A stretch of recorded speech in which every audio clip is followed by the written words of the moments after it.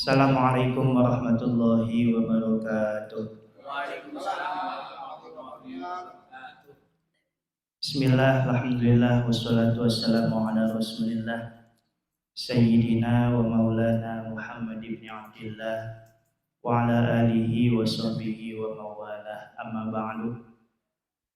Bapak-bapak hadirin sekalian yang saya hormati, terlebih dahulu marilah sama-sama kita panjatkan puja, puji dan syukur kita kehadirat Allah Subhanahu wa taala.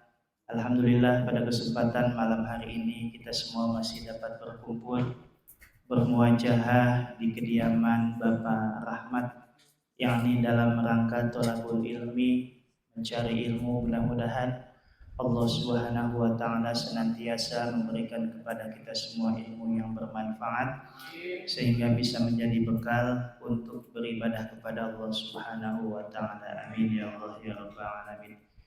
Salawat bertangkaikan salam senantiasa terlimpah curahkan kepada baginda kita Ali Habibana wa Nabiyana wa Maulana Muhammad Sallallahu Alaihi Wasallam serta para keluarganya, para sahabatnya, para tabiin dan tabiatnya, dan mudah-mudahan sampai kepada kita semua selaku umatnya. Amin ya Allah ya rabbal alamin.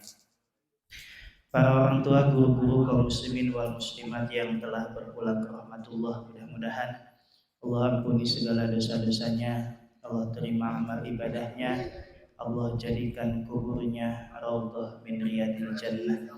Yang lagi kurang sehat, apapun penyakitnya di rumah ataupun di rumah sakit, penyakit zahir maupun penyakit batin, mudah-mudahan Allah angkat penyakitnya dan diberikannya kesehatan yang sempurna.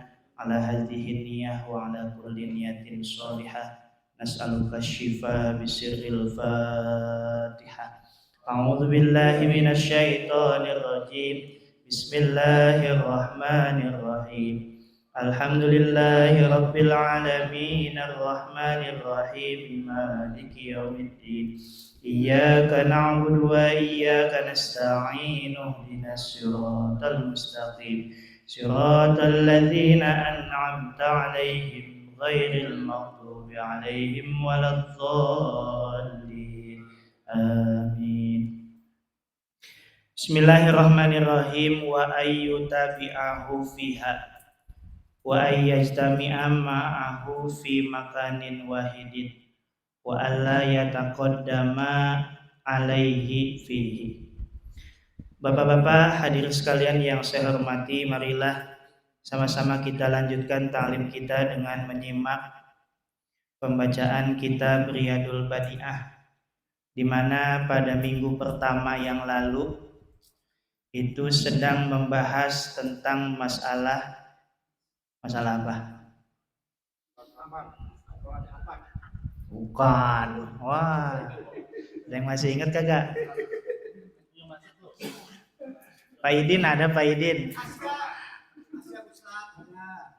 Bahas apa kemarin saya ke minggu pertama? bahas lupa. Bahas sholat berjamaah.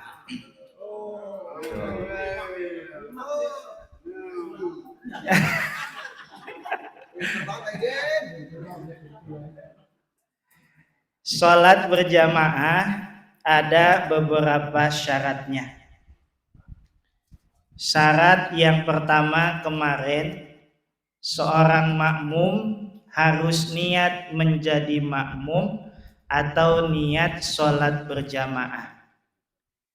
Yang kedua, syaratnya adalah seorang makmum harus mengetahui akan gerakannya imam. Ini mik kerakak baik. Ya. Kayaknya emang nggak boleh lama-lama ngajinya ini.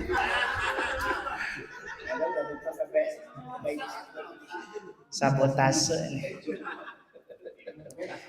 Sekarang yang ketiga, tuh kan. Coba yang itu tukar Pak Kadir. Pak Kadir. Tadi.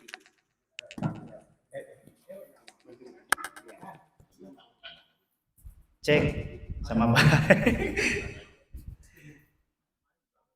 Wasalisu ayyutabi'ahu fiha. Syarat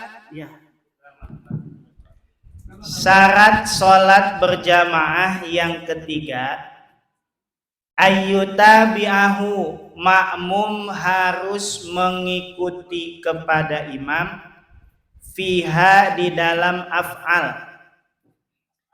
Jadi makmum harus mengikuti imam. Tidak boleh makmum ini adalah mendahului ataupun tertinggal yang terlalu jauh. Tapi dalam beberapa keadaan itu boleh makmum itu barengin imam. Ngebarengin ya, bukan ngedahuluin. Ngebarengin imam.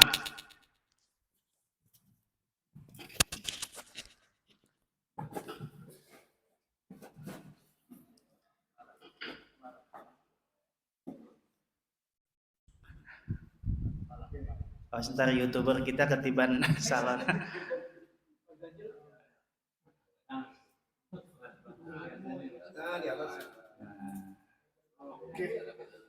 Nah, cakep udah.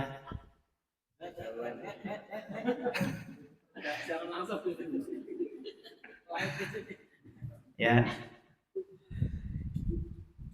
Dalam beberapa keadaan makmum boleh membarengi imam. Satu, ada yang hukumnya wajib makmum itu ngebarengin imam. Kapan? Kalau sekiranya makmum baca Fatihahnya setelah Fatihah imam tidak keburu, maka wajib hukumnya seorang makmum itu membarengi Fatihahnya imam. Jadi kan kita walaupun makmum Pak, tetap wajib baca Fatihah. Ya. Jadi enggak semua Fatihah makmum itu ditanggung imam. Enak bener makmum, tinggal nebeng ya. Jadi enggak semua Fatihah makmum itu ditanggung oleh imam. Fatihah yang ditanggung oleh imam, Fatihahnya makmum yang ditanggung oleh imam adalah Fatihahnya makmum yang mana makmum itu tidak ada waktu untuk membaca Fatihah. Contoh, Bapak Idin ke masjidnya telat.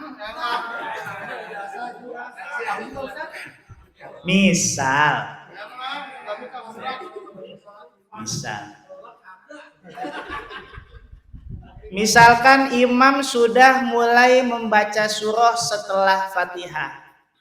Ya, kemudian yang dibacanya surah Al-Kautsar yang cuma 3 ayat. Kan cepet tuh. Baru juga takbiratul ihram Pak Idin, imam udah inna syani'aka huwal abtar. Maka Pak Idin itu nggak ada waktu buat baca Fatihah, sebab imam keburu apa? Keburu ruku. Maka setelah takbiratul ihram Pak Idin nggak usah baca Fatihah, langsung ikut imam ruku dan dihitung rakaat. Bagaimana Fatihahnya? Fatihah Pak Idin ditanggung oleh imam.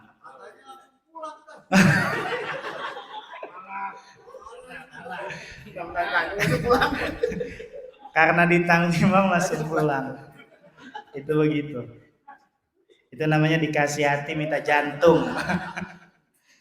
Begitu ya. Jadi adapun makmum yang memang ada waktu buat baca Fatihah, lantas dia tidak baca Fatihah, gambaran malah ngelamun. Ya, takbiratul ihram bareng sama imam. Ya, karena utang banyak, demo di mana-mana, ya misalkan. Ngelamun baik, ntar demo nyampe kemari enggak ya, gitu ya. Misalkan begitu. Tahu-tahu imam udah mau ruku aja dia belum baca Fatihah. Ngikut ruku sama imam ruku, ya. Maka sholatnya batal enggak? Sholatnya tidak batal, hanya rakaat tersebut tidak dihitung rakaat. Maka nanti ketika imam salam dia berdiri lagi. Itu seperti itu. Nah, maka kalau sekiranya makmum baca Fatihahnya ketika imam membaca surah setelah Fatihah kagak keburu, maka dipersilahkan makmum itu wajib hukumnya membarengi bacaan Fatihah imam. Jadi imam baca Fatihah, kita makmum baca Fatihah. Itu namanya meninggalkan yang sunnah, belain yang wajib. Sunnah hukumnya mendengarkan Fatihah makmum, wajib hukumnya makmum itu baca Fatihah. Maka lebih baik meninggalkan yang sunnah untuk belain yang wajib. Juga terkadang ada membarengi itu yang hukumnya sunnah. Mana? Yaitu bareng antara makmum dengan imam di dalam membaca amin. Ini sekarang Pak, nggak di mana, nggak di perumahan, nggak di kampung. Dengerin saya dah. Kalau sholat itu makmum apa ya? Kalau sekarang pada awang tibang baca amin ge. Halo, saya mah heran. Ya, paling makmum yang baca kencang baca amin itu kalau sholat Jumat. Itu gue emang kebantu bocah.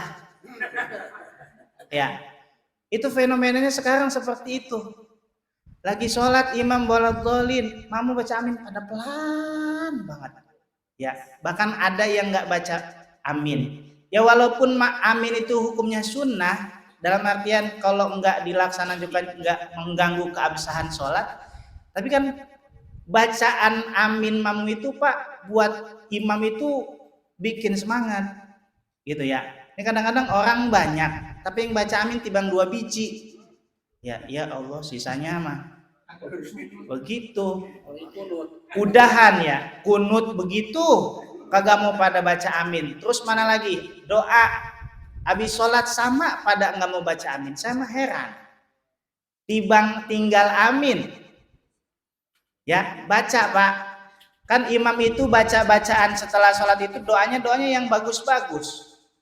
Ya. Itu begitu. Sholatan tunjina biha min jamil ahwali wal afat. Bagus. Wa taqdilana biha jami'al hajat, hajatnya biar terpenuhi. Wa tutahhiruna biha min jami'is sayiat, kejelekan-kejelekannya biar dibersihkan oleh itu. Bagus Pak, tinggal ngaminin doang kita. Ya. Kita sendiri kan belum tentu bisa baca doanya. Kita makmum yang tinggal baca amin, baca amin. Itu begitu. Jadi makmum harus mengikuti imam. Maka begini Pak, ini kadang-kadang yang bikin ribut di masjid itu kan hal-hal yang kalau menurut saya mah nggak kudu ribut. Sepele. Mana perkara kunut. Ya elah. Dari zaman atuk gitu ya. Kadang-kadang begitu, ya.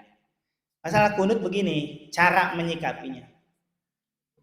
Dalam mazhab kita Imam Syafi'i, kalau kita mazhab Imam Syafi'i bermakmum kepada orang yang di luar mazhab Imam Syafi'i, misalkan dia tidak kunut, ya, maka wajib hukumnya dia itu ngikutin imam.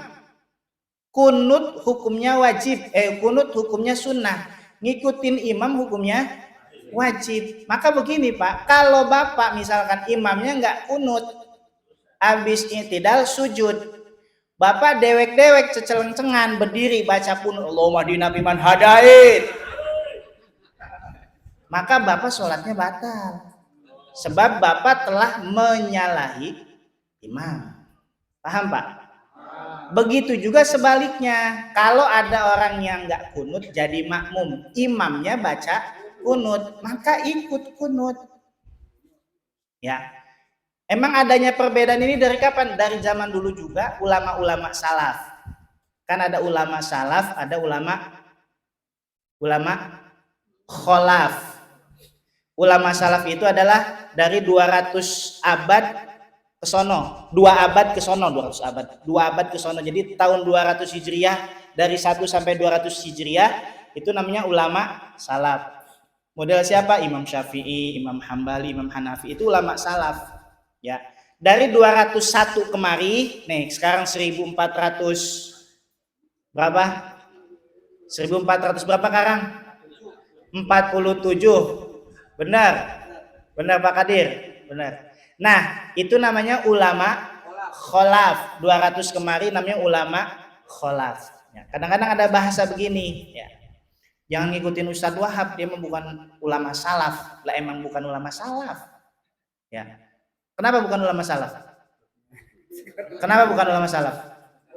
Hidupnya sekarang, bukan 2 abad Hijriah yang lalu, ngerti? Ya kadang-kadang begitu. Kadang-kadang yang pada baru sholat, yang ngajinya timbang lewat Google, nyala-nyalahin. Ya, itu begitu. Tapi kita nggak boleh ribut, Pak. Ya, itu begitu ya.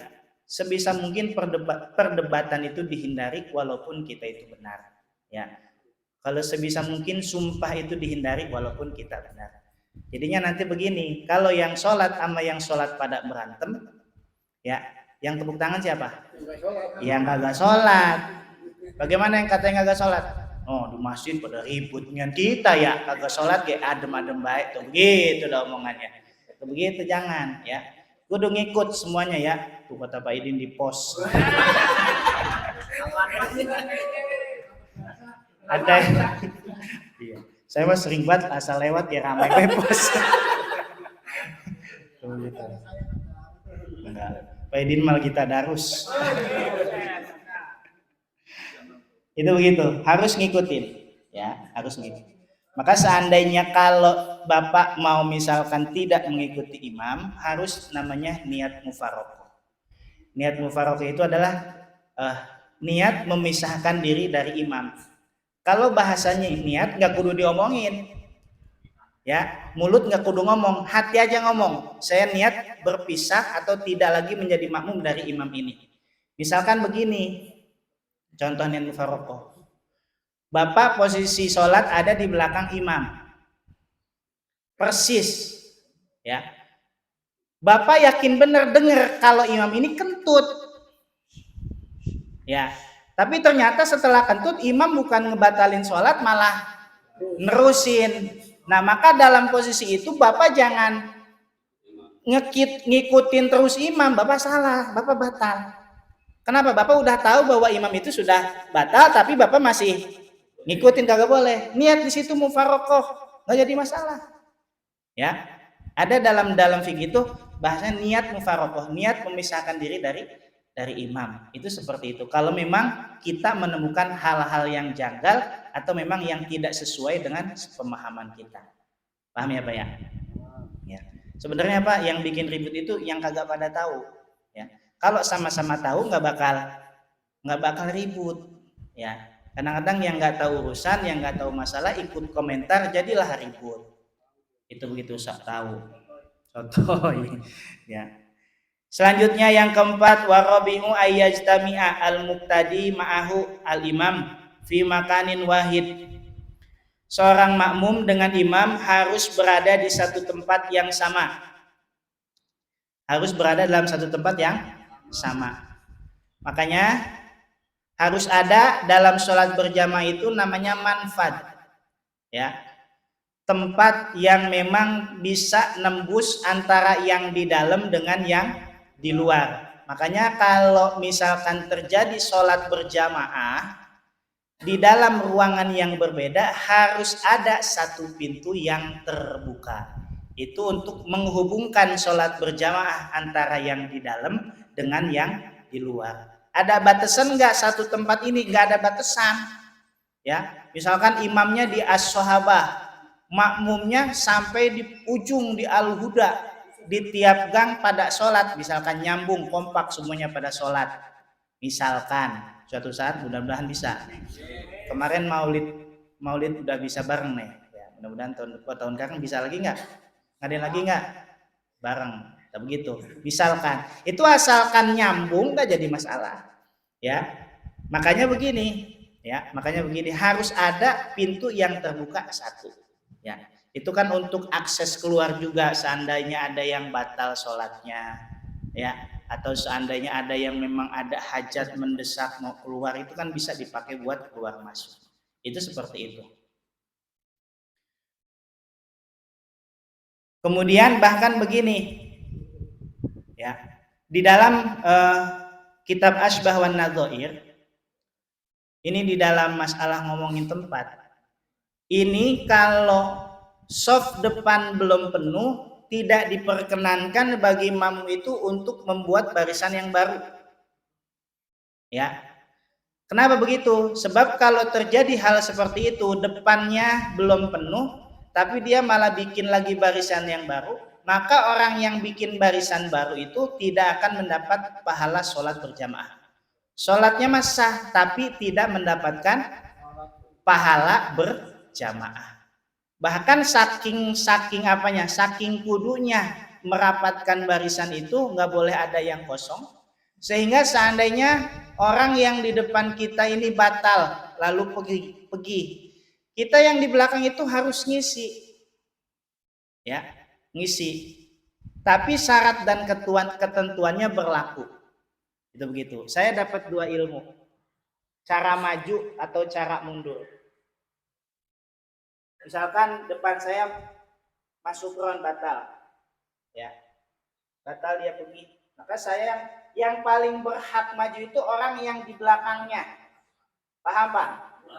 Kadang-kadang kan begitu ya, sholat berjamaah. Bagaimana? Depannya kosong. Terus yang di belakangnya nggak usah begitu. Lu aja yang di belakang yang ngisi maju. Orang yang paling berhak itu dia, yang di belakang orang yang kosong tadi. Maju, ya. Majunya jangan ceceleng-cengan berdiri lari. Jangan begitu, batal. Ngerti Bapak ceceleng-cengan? Ya. Rutun bae gitu. Ngungkup bae, jangan ngungkup bae. Sebab 3 gerakan, ya, itu bisa membatal. 3 gerakan di luar sholat itu membatalkan sholat. Ya, jadi maju 2. Pertama begini, pertama melangkah seperti biasa. 1, 2, berhenti. Seukuran tumanina baca subhanallah. Maju lagi. 1, 2. Guru saya di pondok ngajarin begitu. Terus maju lagi sampai nyampe. 1, 2. Itu begitu. Kalau Bapak ngajarinnya sama begitu, cuma diseret.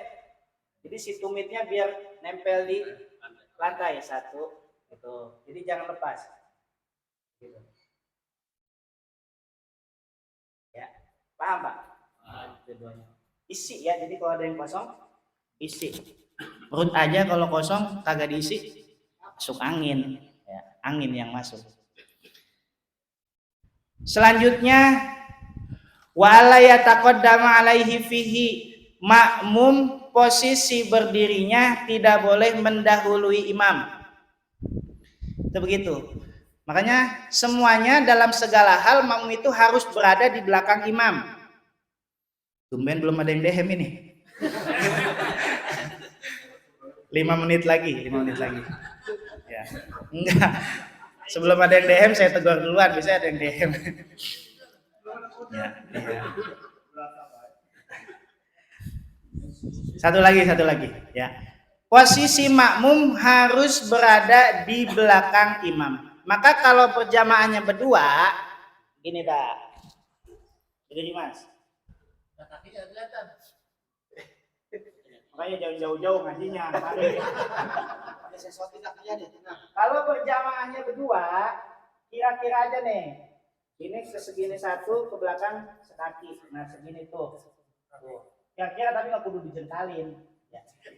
Nah kalau berdua begini. Jadi jangan di belakang di mari. Kecuali kalau kita yakin di belakang kita bakal banyak yang datang, nggak jadi masalah. Itu mah biar nggak kudu ribet tar mundur lagi. Ya. Misalkan kita emang rombongan semobil 7 orang, cuma yang udah duluan 2 orang, udah sholat seperti biasa. Kalau memang cuma berdua-dua, emang kita berdua naik motor begini. Ini kalau 2 orang. Ya. Datang orang ketiga, bukan setan, orang benar. Maka beradanya di sebelah kiri. Jadi 1 di kanan, 1 di kiri. Cuma kebanyakannya nih sholat di rest area nggak begitu. Enggak ditoel. Kita sholat berdua begini. Atau yang ketiga di sini, misalnya. Itu masih deng-deng. Ya, bukan sebelah. Habisnya berdua begini. Bertiga di sini 1, di sini 1. Datang orang yang keempat di belakang imam. Yang 2 colek, biar pada mundur. Jadi rapi. Gitu ya. Ini kadang-kadang orang pada ngerti. Karena sholat kedua. Datang yang ketiga di sampingnya lagi, datang yang kedua sampingnya lagi. Jadi bahasanya mah kosong. Ya, itu ketentuannya seperti itu. Ya, jadi berdirinya juga makmum ya harus berada di belakang imam. Maka harus diperhatikan Pak. Kalau ngadain sholat Jumat, kalau ngadain sholat Id, misalkan, itu jangan sampai posisi makmum itu berada di depan imam kayak di alinayah. Kayak alinayah. Itu dari tempat cuci kaki kamar mandi, ya. Itu dari dari setiang itu udah sejajar sama imam. Makanya kalau yang jumatannya di madrasah itu udah nggak sah. Ya, jadi kalau yang ada jumatan di alinayah, jangan pada jumatan di madrasah, ya. Sebab posisinya udah berada di depan imam begitu, ya. Makanya terkadang kalau misalkan hari libur, biasa kan yang jumatan banyak. Itu kadang-kadang saya tutup pakai jemuran. Kadang-kadang udah ditutupin masih dipinggirin lagi, ya. Itu begitu. Makanya biar pada dapat kebagian tempat, datangnya jangan pada telat, ya. Ini mah udah mulai khutbah datang atu, Jumatan seminggu sekali pada begitu. Bagaimana sholat yang 5 waktu, ya.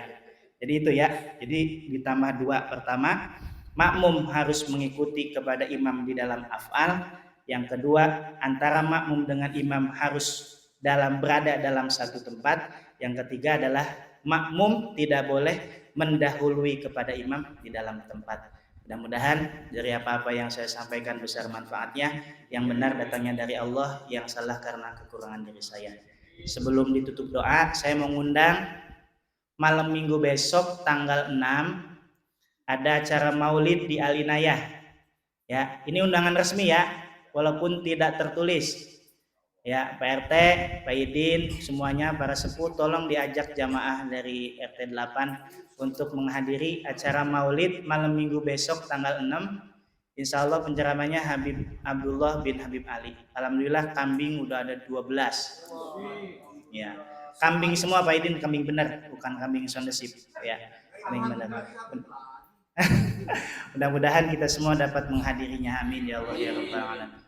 Allahumma shalli ala sayyidina wa habibina wa syafi'ina wa karimina wa maulana Muhammad wa sallim radhiyallahu tabaraka wa ta'ala kulli sahabati rasulillahi ajma'in. Amin ya Allah ya rabbal alamin. Bismillahirrahmanirrahim.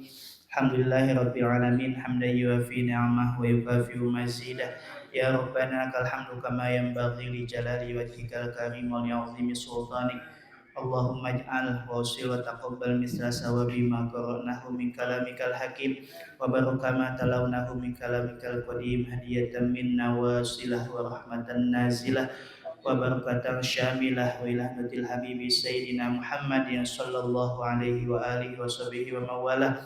Sumailah arwah jamil muslimin wal muslimat wal mu'minin wal mu'minat aina makanu masyarikil ardi la magharibiha fi barriha wa bahriha wa min yaminiha ila shimaliha. Usanila arwahi abaina wa ummahatina wa ajdadina wa jaddatina, khususan ila arwahil mazkurin.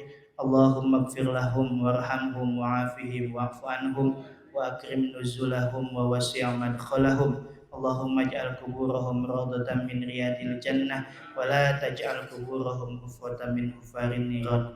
Rabbi anfa'na bima 'allamtana, Rabbi 'allimna alladhi yanfa'una, Rabbi faqihna wa faqih ahlana wa qarabatil lana fi dinina. Tawassalna bi ta'allumi, tawassalna bi ta'limi, anta rizqana al-wasi'ah wa anta rizqana al-amanah. Rabbana atina min ladunka rahmatan wa hayyi' lana min amrina rasyada. Rabbana atina fid dunya hasanah wa fil akhirati hasanah wa qina adzabannar. Subhana rabbika rabbil izzati amma yasifun wa salamun alal mursalin walhamdulillahi rabbil alamin. Assalamualaikum warahmatullahi wabarakatuh.